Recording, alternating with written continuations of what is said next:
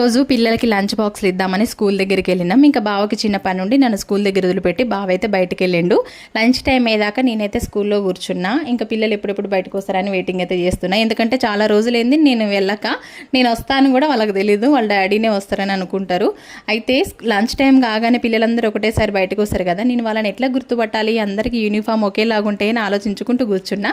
నేనైతే వాళ్ళ దగ్గరికి వెళ్ళాను, వాళ్ళే నా దగ్గరికి వస్తారు, నన్ను గుర్తుపట్టాను, అట్లనే కూర్చున్నా. మొత్తానికైతే లంచ్ టైం అయింది. మా నాని బాబు ఇంకా నా దగ్గరికి అయితే వచ్చేసి ఏమంటున్నాడో తెలుసా, ఒక హగ్ ఇచ్చి, మమ్మీ నేను ఇంటికి వస్తాను మమ్మీ, సిస్టర్కి చెప్పు మమ్మీ రావాలన్నా బ్యాగ్ తీసుకొచ్చుకోనా అంటున్నాడు. నాని నాకైతే నవ్వొచ్చి ఒక మొట్టికాయ వేసి, నువ్వు ముందే ఫుల్ డుమ్మాలు కొడతావు నాని, మళ్ళీ ఇంటికి వస్తా అంటున్నావా అంటే నవ్వుకుంటూ మా నాని బాబు అయితే లంచ్ బాక్సులు తీసుకుని లోపలికి వెళ్ళిపోయాడు, బాయ్ మమ్మీ అని చెప్పి.